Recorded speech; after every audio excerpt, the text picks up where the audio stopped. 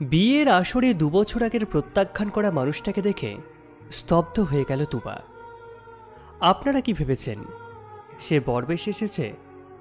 হুম, মানুষটা বরবেশে আসেনি, এসেছে কাঁধে একটা ব্যাগ চাপিয়ে। মানুষটার পরনে ধূসর রাঙা শার্ট, কালো জিন্স, উস্কো খুস্কো এলোমেলো চুল। দেখে মনে হচ্ছে মানুষটা কত রাত ঘুমায়নি, গালের দাড়িও বেড়েছে। তবে আগের মতো এখনো বাউন্ডুলে রয়ে গেছে মানুষটা। একটা সময় এই মানুষটার জন্যই তুবা কতই না পাগলামো করেছে, কত মার খেয়েছে মায়ের হাতে, বাবার বকা শুনেছে। তবুও ওর পাগলামো বিন্দু মাত্র কমেনি। কমবে কি করে? কিশোরী বয়সের আবেগ অনুভূতি সবটা জুড়েই তো মানুষটার বসবাস ছিল। কিন্তু তুবার এত আবেগ, এত অনুভূতি, এত পাগলামো কোনো কিছুই ছুঁতে পারেনি মানুষটাকে। মানুষটা সব সময় নির্লিপ্ত থাকত। তুবার এত পাগলামোতে কোনো টুস শব্দ করত না। শেষে মানুষটা তুবাকে প্রত্যাখ্যান করে পাড়ি জমিয়েছিল শহরে। যেদিন সে শহরের উদ্দেশ্যে বাড়ি থেকে বেরিয়ে গিয়েছিল, তুবা সেদিন তার পা জড়িয়ে ধরে কাকুতি মিনতি করতে করতে বলেছিল, আমাকে তোমার সঙ্গে নিয়ে যাও মাহিন ভাইয়া, আমি তোমায় ছাড়া থাকতে পারবো না। তোমায় ছাড়া দম আটকে আসবে আমার। তোমাকে 3 বেলা না দেখলে যে আমার শান্তি লাগে না, অস্থির অস্থির লাগে ভীষণ। আর সেই তোমাকে ছেড়ে আমি কি করে থাকবো বলো? আমাকেও তোমার সঙ্গে করে নিয়ে চলো। মাহিন সেদিন তুবার কথা কানেও নেয়নি। একদিকে তুবার রাজাহারি, অপরদিকে তুবার বাবা অকথ্য ভাষায় গালি দিচ্ছিল মাহিনকে। মাহিন সেটা সহ্য করতে পারেনি। পা থেকে তুবার দুহাত আলতো করে ছাড়িয়ে নিয়ে মাথায় হাত বুলিয়ে দিয়ে নিষ্ঠুর নির্দয়ের মতো বলেছিল, আমি তোকে ভালোবাসি না তুবা, আমার জন্য পাগলামি করিস না।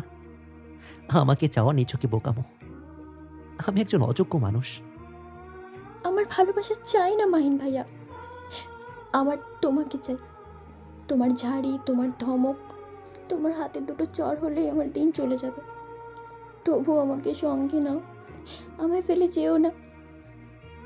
সেদিন মাহিন একবারের জন্য ফিরে তাকায়নি, গটগট করে চলে গিয়েছিল বাড়ি থেকে। তুবা সেদিন মরা কান্না কেঁদেছিল।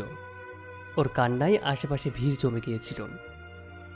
মেয়েটা এমনভাবে কান্নায় ভেঙে পড়েছিল যেন ওর খুব কাছের কেউ তাকে ছেড়ে গিয়েছে।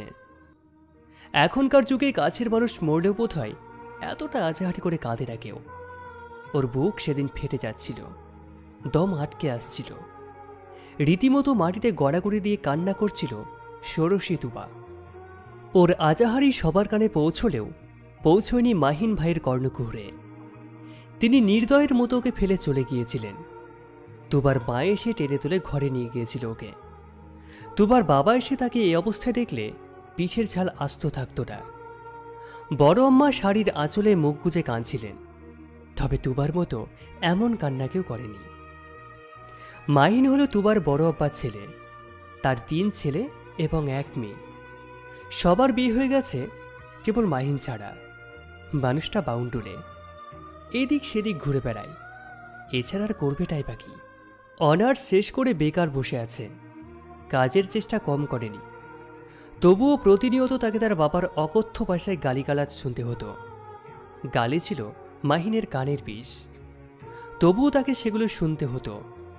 শেষমেশ বাবার কথায় টিকতে না পেরে মাটি কাটার কাজও করেছিলেন তিনি। অনার্স শেষ করে ছেলে কিনা মাটি কাটার কাজ করছে, ভাবা চাই। তুবার বাবা আর চাচাও মাহিনকে সহ্য করতে পারতেন না। বাকি ছেলেরা রোজগার করে টাকা পাঠায়, আর সে রোজগার করতে পারে না বলে এই নিয়ে কত কথা শোনাতো তার হিসেব নেই। খাবার খেতে বসলেও শান্তি নেই। সারাদিন গাধার খাটুনি কেটে এসে দুমুঠো ভাত খেতে বসলেও খোঁটা দিত। মাহিন খাবার ফেলে উঠে যেত, তার আত্মসম্মান টনটনে। লাগলে না খেয়ে থাকবে, তবুও খাবে না। তার মা লুকিয়ে লুকিয়ে খাবার খাওয়াতো তাকে। একদিন মাহিনের বাবা সেটা দেখতে পায়। উনি এগিয়ে গিয়ে খাবারের থালা কেড়ে নিয়ে ছুঁড়ে ফেলে দেয়। সেই থেকে মাহিন বাড়ির খাবার খেত না, ঠিকমতো বাড়িতে আসতো না। কত বেলা যে তুবা মাহিনের জন্য খাবার নিয়ে যেত তার হিসেব নেই। মানুষটা মাঠে ঘাটে বনে বাজারে ঘুরে বেড়াতো। তুবা পুরো গ্রাম ঘুরে তাকে খুঁজে নিত। নিজের ভাগের খাবারটুকু তুলে দিত মাহিন ভাইয়ের হাতে। মাহিন ওকে দেখে জিজ্ঞাসা করত, আজও খাবার নিয়ে এসেছিস? তোর খেয়ে দিয়ে কোনো কাজ নেই, তাই না? দুবার মানুষটাকে দেখে মায়া হতো, কান্না আসতো। তবুও নিজেকে সামলে ঠোঁটের কোণে সামান্য হাসি বজায় রেখে বলতো, তুমি না খেলে আমাকে ধমক দেবে কিভাবে বলো? তোমার ধমক ঠ্যাঙানি না খেলে আমার পেট ভরে না, তাই তোমাকে খাওয়াচ্ছি, যেন খেয়ে বল হয়, তারপর আমায় ধমকাতে পারো। না হয় আমার এত শখ নেই তোমাকে খাওয়ানোর। মাহিন কেমন হাসতো। তুবা মুগ্ধ চোখে চেয়ে থাকতো তার দিকে। তুই খেয়েছিস? এই প্রশ্নে তুবা ঘাবড়ে যেত, মাঝে তোতলাতো, মাথা নেড়ে সায় জানাতো। মাহিন সেটা বিশ্বাস করতো কিনা তা তুবার জানা নেই। ও তো কেবল মাহিনকে দেখত, দু চোখ ভরে তাকে দেখত। মাহিন ভাত মাখিয়ে প্রথম তুবার মুখের সামনে ধরত। এটা তার নিত্যদিনের অভ্যাস। আমি খেয়ে এসেছি। তুই চাস তো আমি যেন খাবারটা খাই? তুবা মাথা নেড়ে সায় জানাতো। তাহলে আমার সঙ্গে তোকেও খেতে হবে, না হয় তোর খাবার তুই রাখ, আমি যাচ্ছি। এইটুকু খাবার দুজনে ভাগ করে খেলে পেট ভরবে? এইটুকু খাবারে তো কিছুই হবে না তোমার। মনের তৃপ্তি হল আসল তৃপ্তি। তাড়াতাড়ি হা করতো দেখি। তুবা হাঁ করলে মাহিন আগে ওর মুখে এক লোকমা পুড়ে দিয়ে দ্বিতীয় লোকমা নিচে খেত। কখনো নিচে আগে খেত না। তুবা বেশ কয়েকবার কারণ জিজ্ঞাসা করলেও উত্তর মেলেনি। খাওয়া শেষে তুবা মাঝে মাঝে তার পাশে বসে থাকত। দুজনের মাঝে নীরবতা বিরাজ করত। এমনই একদিন দুজন পাশাপাশি বসেছিল। মাহিন নীরবতা ভেঙে বলল, জানিস তো বা, রোজগারযোগ্য ছেলে রোজগার করতে না পারলে তার জন্য দুমুঠো ভাত বেশ সমান মনে হয়। বেশ তো তাও কিলে ফেলা যায়, কিন্তু ওই দুমুঠো ভাত গলায় কাটা হয়ে আটকে থাকে রে। না যায় গিলে ফেলা, আর না যায় ফেলে দেওয়া। তুবা সেদিন চুপচাপ শুনেছিল।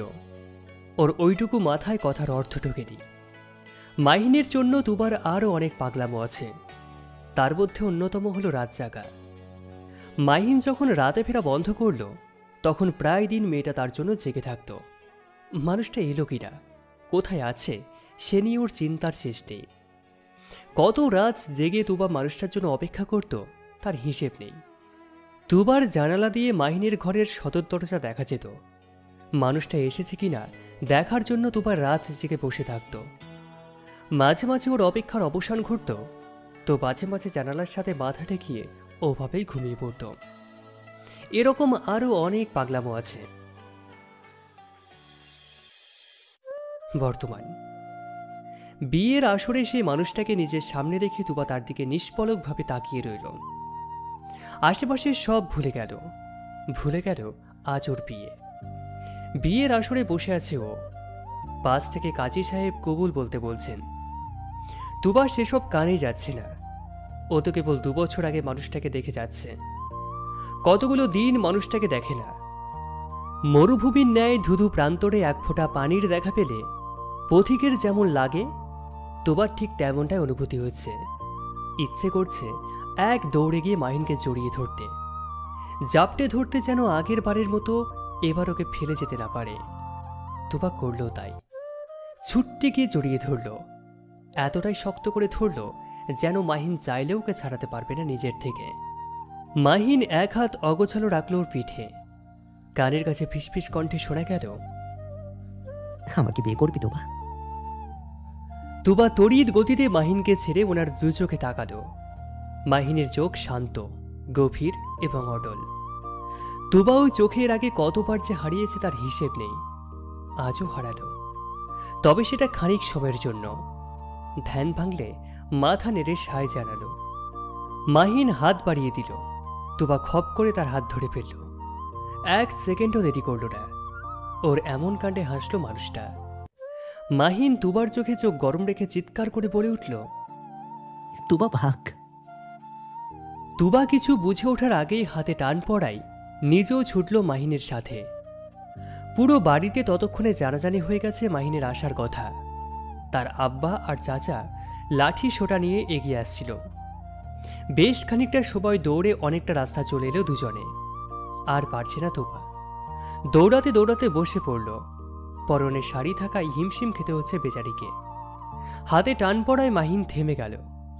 তুবাকে বসে থাকতে দেখে বলল, উঠে পড় তোবা, এটা বসে পড়ার সময় নয়। এখন ওদের হাতে ধরা পড়লে এই জীবন আমাকে বিয়ে করার কথা তুই একদম ভুলে যা। আমার পা ব্যথা হয়ে গেছে মাহিন ভাইয়া, আমি আর দৌড়াতে পারবো না। মাহিন সন্ধানী দৃষ্টিতে আশেপাশে তাকালো। একটু দূরেই ঝোপঝাড়, সেখানে ঢুকালে কেউ টের পাবে না। মাহিন তুবাকে টেনে উঠাতে উঠাতে বলল, ওই যে চুপ, এইটুকু হেঁটে চল লক্ষ্মী। আজ ধরা পড়লে তুই আমাকে সারা জীবনের জন্য হারাবি। তুবার বুকটা ধক করে উঠল। মানুষটাকে ফিরে পেয়ে আবার হারানোর মতো ভুলও করতে চায় না। কষ্ট করে এইটুকু হেঁটে গিয়ে দুজনে লুকিয়ে গেল ঝোপঝাড়ের আড়ালে। তুবা বসে পড়ল, ওর পা চলছে না। মাহিনও বসল ওর পাশে। তুবার মাথা নিচের কাঁধে টেনে নিল। অনেকটা সময় পেরিয়ে গেল, দুজনেই চুপচাপ। মাহিন হঠাৎ বলে উঠল, তোকে বউ সাজে ভীষণ সুন্দর লাগছে তোবা, যাকে বলে ভয়ঙ্কর সুন্দর। আমার চোখ জ্বলে যাচ্ছে। তুবা শব্দ করে হাসতে নিল। মাহিন ওর মুখ চেপে ধরল, ফিসফিসিয়ে বলল, কেস খাওয়াবে নাকি তুই? আমি কি আগুন সুন্দরী যে তোমার চোখ জ্বলবে? মাহিন তার স্বাভাবিক রুক্ষ কণ্ঠ ছেড়ে কেমন শীতল কণ্ঠে জবাব দিল, তুই আগুন সুন্দরীর চেয়েও বেশি সুন্দর।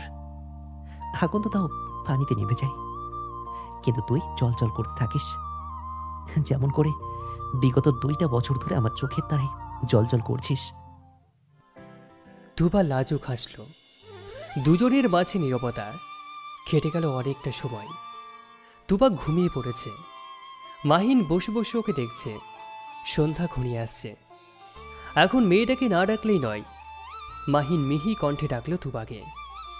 ঘুম ঘুম চোখে তুবা তাকালো। মাহিনকে পাশে দেখে সোজা হয়ে উঠে বসল। ঘুম ঘুম কণ্ঠে জানতে চাইল, আমি কোথায়? তোর মাহিন ভাইয়ের কাছে, যার সঙ্গে থাকার জন্য এতদিন আহাজারি করেছিলি তার সাথে। তুবা চোখ কচলে তাকালো। মাহিন ততক্ষণে উঠে দাঁড়িয়েছে। হাত বাড়িয়ে দিল তুবার দিকে। তুবা উঠে দাঁড়ালো। মাহিন হাত ছাড়ল না। দুজন এগিয়ে চলেছে অজানা গন্তব্যে। তুবা জিজ্ঞাসা করল, আমরা কোথায় যাচ্ছি মাহিন ভাইয়া? বিয়ে করতে। তুবা কেমন অবিশ্বাস্য দৃষ্টিতে তাকালো মাহিনের দিকে। ওভাবে তাকাচ্ছিস কেন? বিয়ে করবি না আমাকে? বিয়ে না করলে তোমার সাথে পালিয়েছে কি সাপ লুডো খেলা খেলতে? মাহিন শব্দ করে হাসল। তুবার বোকা বোকা কথা আর গেল না।